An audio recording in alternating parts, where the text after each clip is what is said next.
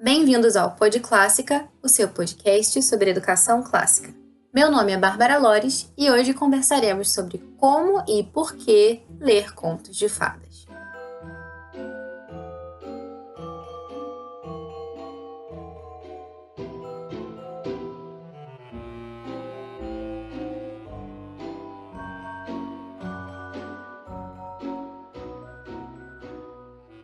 Muitas pessoas têm uma ideia, de que contos de fadas são histórias bobinhas. Histórias que são fantasiosas e até servem, digamos, para o entretenimento. Tem até lá a sua beleza, mas não acrescentam muita coisa na formação das crianças. Histórias que não dizem nada que seja realmente importante. Em resumo, que não dizem a verdade. Chesterton, esse famoso jornalista inglês do século XX, que foi um grande amigo de Tolkien e também do Lewis, ele dizia que os contos de fadas são mais do que verdade. Ele dizia ainda que os contos de fadas parecem ser as mais racionais de todas as coisas. Não são fantasias. Perto deles, as outras coisas é que são fantásticas. Inclusive, teve uma vez que uma duquesa de Somerset, visitou um internato lá na Inglaterra. E nesse internato, eram ensinados contos de fadas às crianças. E ela, num outro momento, chegou para os tutores lá desse internato e disse que contos de fadas eram repletos de bobagens e que, em contrapartida, seria muito mais proveitoso se ensinassem as crianças sobre Júlio César ou outros grandes homens. Como é que vocês imaginam que o Chesterton reagiu a isso, Bom, não é tão difícil de imaginar. Ele escreveu o seguinte: um dragão de 7 cabeças é, talvez, um monstro muito terrível. Mas uma criança que nunca ouviu falar dele é um monstro muito mais aterrorizante. O grifo mais maluco, ou uma quimera, não é uma suposição tão absurda quanto uma escola sem contos de fadas. Pelo breve relato das opiniões da duquesa de Somerset, podemos ver com facilidade uma obscura e extraordinária opinião. A opinião de que os contos de fadas são algo fantástico, artificial, algo da mesma natureza de um gracejo, e, é claro, o exato oposto é verdadeiro. Os contos de fadas são a mais antiga, séria e universal forma de literatura. O internato é que é algo fantástico. O corpo de tutores é que é algo artificial. A duquesa de Somerset é que é uma piada. Toda a raça humana que vemos vagando em todos os lugares é uma raça mentalmente alimentada pelos contos de fadas. Isso é tão certo quanto o fato de ser uma raça fisicamente alimentada pelo leite. Caso os dragões de 7 cabeças sejam abolidos, simplesmente aboliremos os bebês.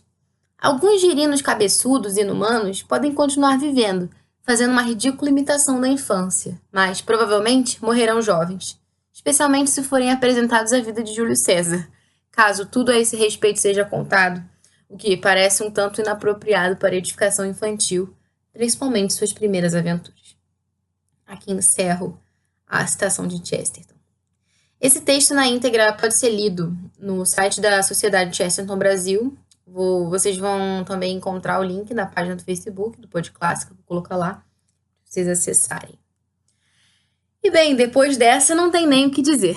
Mas, então, claro, todo mundo sabe que fadas objetivamente não existem, E que tartarugas não saem também por aí apostando corrida com lebres, enfim.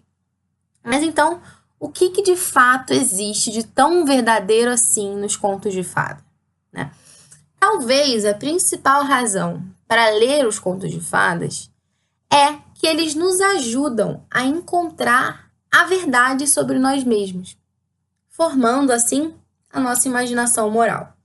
Ok, mas o que é imaginação moral? Vamos lá. O Russell Kirk definiu imaginação moral como algo que nos permite discernir acerca do que a pessoa humana pode ser e apreender por alegorias, a correta ordem da alma e a justa ordem da sociedade.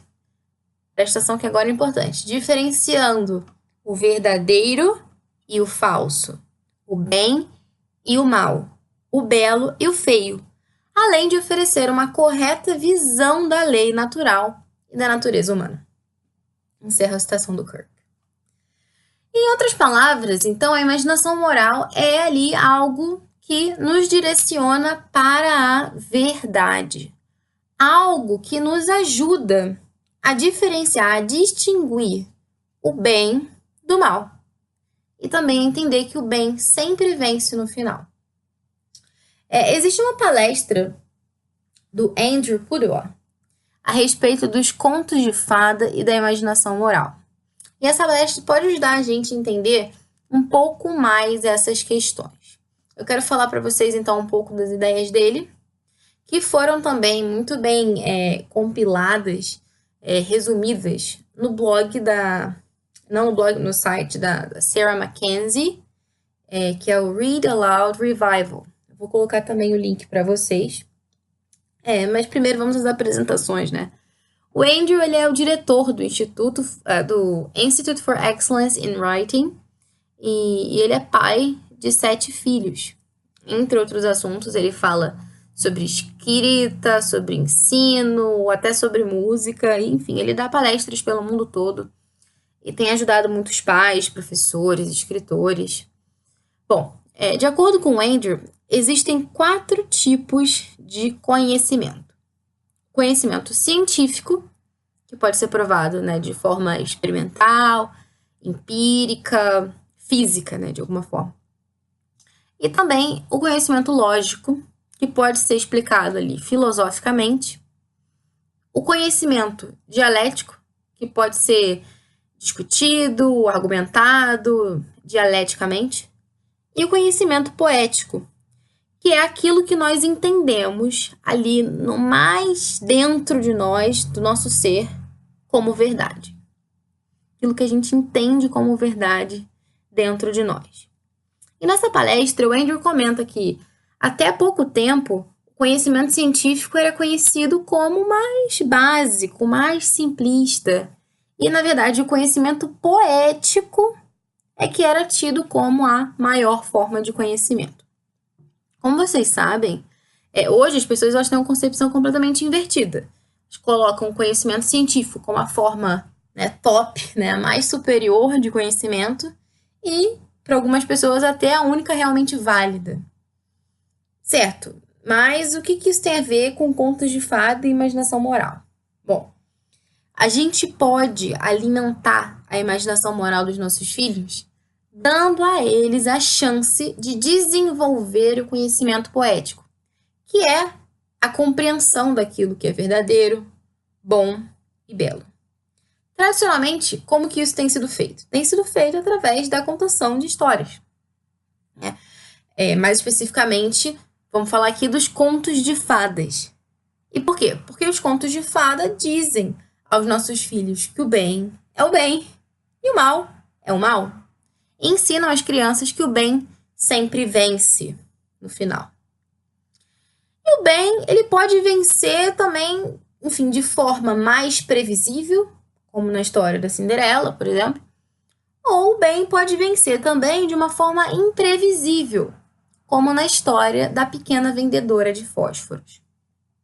Para quem não conhece, essa é a história de uma menina que era muito pobre, vendia fósforos numa noite muito fria de inverno. E tem um resumo muito bom que foi feito pelo Rodrigo Figueiroa, que está disponível lá no site do Catequista. Eu vou colocar o link para vocês. Tem uma análise lá também. E ele resume assim a história. Em uma fria véspera de Ano Novo, uma menina pobre e jovem tenta vender fósforos na rua. Ela já está tremendo de frio e hipotermia precoce. E ela está andando descalça, tendo perdido seus chinelos.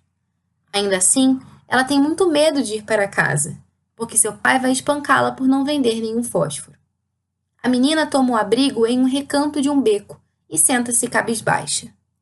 A menina acende os fósforos para aquecer-se.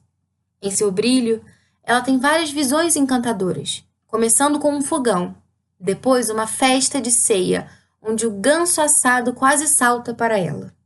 E então, uma árvore de Natal maior do que a da casa de um comerciante rico. Logo ela percebe que as luzes da árvore são na realidade as estrelas. A menina olha para o céu e vê uma estrela cadente. Ela então se lembra de sua avó falecida, dizendo que tal estrela cadente significa que alguém está morrendo e vai para o céu. Quando ela acende o próximo fósforo, ela vê uma visão de sua avó, a única pessoa que a tratou com amor e bondade. Para manter a visão de sua avó viva por tanto tempo quanto puder, a menina acende todo o pacote de fósforos de uma só vez. Depois de ficar sem fósforos, a criança morre e sua avó leva seu espírito para o céu. Na manhã seguinte, os transeuntes encontram a menina morta no recanto, congelada com um sorriso no rosto, e um monte de fósforos queimados ao lado dela. Eles sentem piedade por ela, embora não tenham demonstrado bondade com ela antes de sua morte. Eles não têm como saber sobre as visões maravilhosas que ela teve antes de sua morte, ou como gloriosamente ela e sua avó estão agora celebrando o Ano Novo no céu.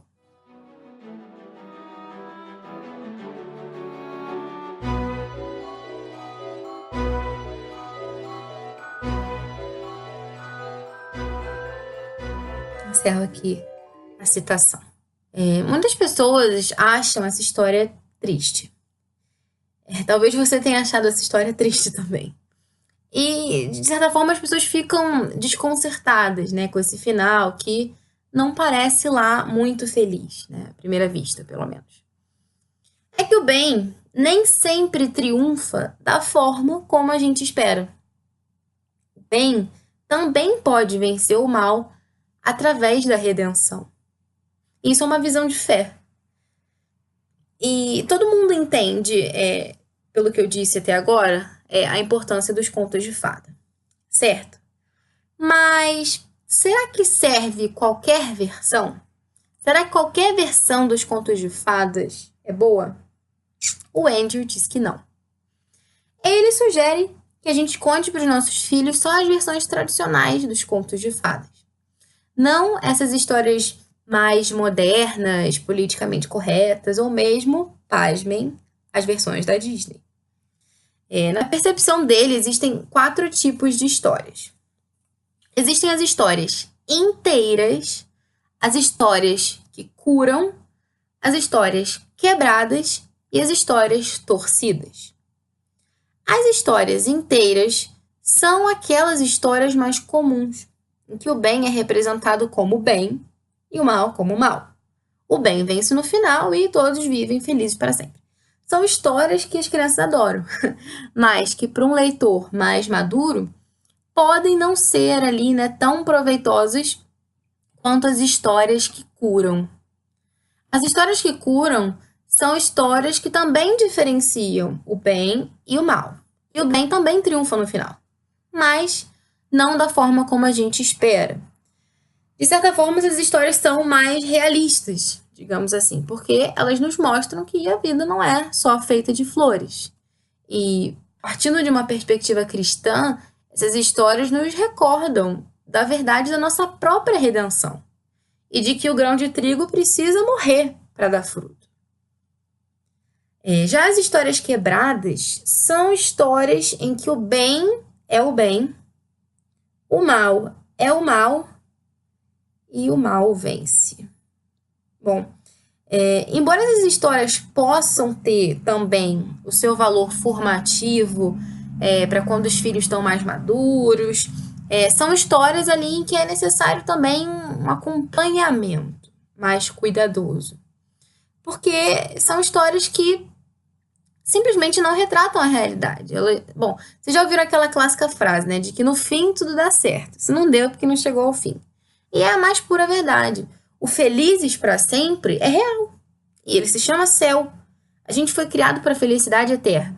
Então, se a gente pega uma história em que o mal vence no final e deixa, né, mesmo um jovem lendo aquilo ali sem ser de alguma forma orientado, isso dá uma desesperança muito grande, né? Tem toda uma filosofia, de certa forma, existencialista por trás disso, que pode ir se infiltrando, né? De que nossa vida não tem sentido, de que, enfim, a gente caminha para o nada, enfim.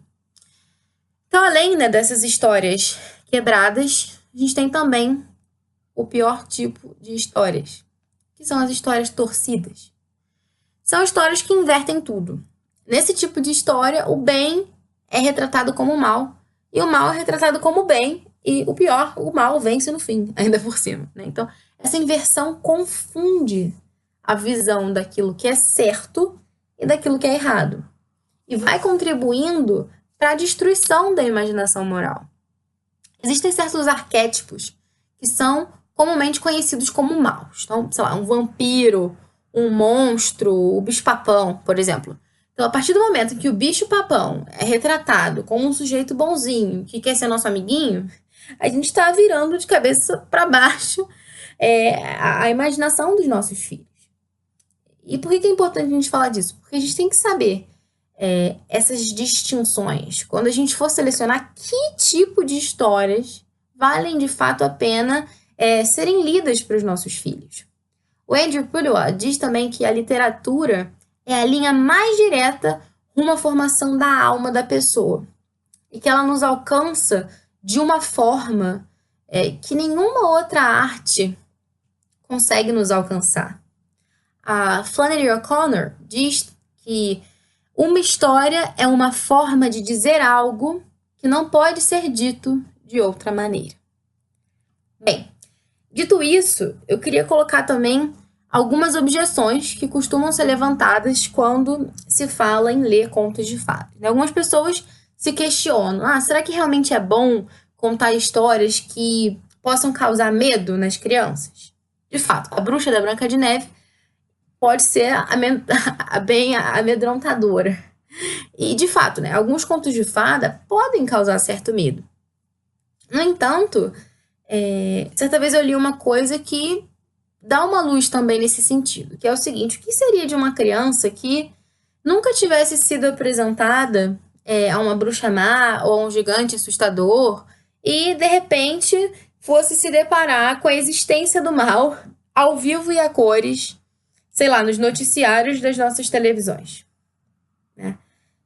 Será que não seria melhor introduzir o conceito de que existe o mal, de que existem pessoas verdadeiramente más, através do faz de conta, antes de que as crianças se deparem com eles na realidade? E, aliás, o próprio Chesterton também dizia que os contos de fada não dizem às crianças que os dragões existem. As crianças já sabem que os dragões existem.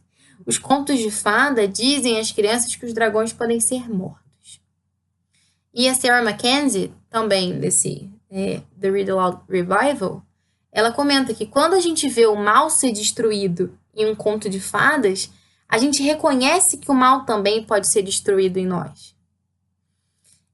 Por fim, algumas pessoas também se perguntam, será que é conveniente inserir esses elementos mágicos, como as fadas, no imaginário infantil? Essas pessoas acreditam que, de alguma forma, esses elementos poderiam afastar as crianças da verdade cristã. Eu li um trecho de uma escritora, que é a Edith Nesbit, que é uma escritora inglesa, e eu achei que isso realmente responde essa questão. Então, eu vou ler para vocês esse trecho. Ela diz assim: os fatos materiais são bons o suficiente para ele, até começarmos a falar de religião. E então, de repente, a criança que estava proibida de acreditar em Jack, o matador de gigantes, tem de acreditar em Davi e Golias. Não existem fadas, mas você tem de acreditar que existem anjos. A espada mágica e o escudo mágico não têm sentido, mas a criança não pode ter nenhuma dúvida acerca da armadura, da justiça e da espada do espírito. Que reação espiritual você espera quando, depois de negar todas as histórias simbólicas, você de repente confrontar seu pequeno materialista com a mais maravilhosa história do mundo? Ou seja, quando a gente priva a criança desses elementos, de certa forma, imateriais, né? Enfim, da imaginação, como as fadas e tudo isso, o gigante. Ela menciona aqui algumas histórias que não são tão conhecidas pra gente, né? Aqui no Brasil, como esse Jack, o matador de gigantes, enfim, tudo isso. Mas a gente está ali criando um pequeno materialistazinho. E depois, enfim, quando a gente vai introduzir os elementos que são verdadeiros, que são os elementos da fé cristã, como assim? Né? E de fato, além, de toda essa questão da imaginação moral, os contos de fada eles também nos lembram do sobrenatural. Eles nos lembram que, como diria o Pequeno Príncipe, o essencial é invisível aos olhos. E de que mesmo que as varinhas de condão não existam, os milagres são reais. Bem, vamos ficando por aqui. Espero que vocês tenham gostado do episódio. Enviem suas dúvidas, sugestões. A gente está planejando também fazer uma aula ao vivo para sanar as dúvidas de vocês sobre os tópicos que a gente já abordou até aqui. Entre em contato com a gente e até a próxima.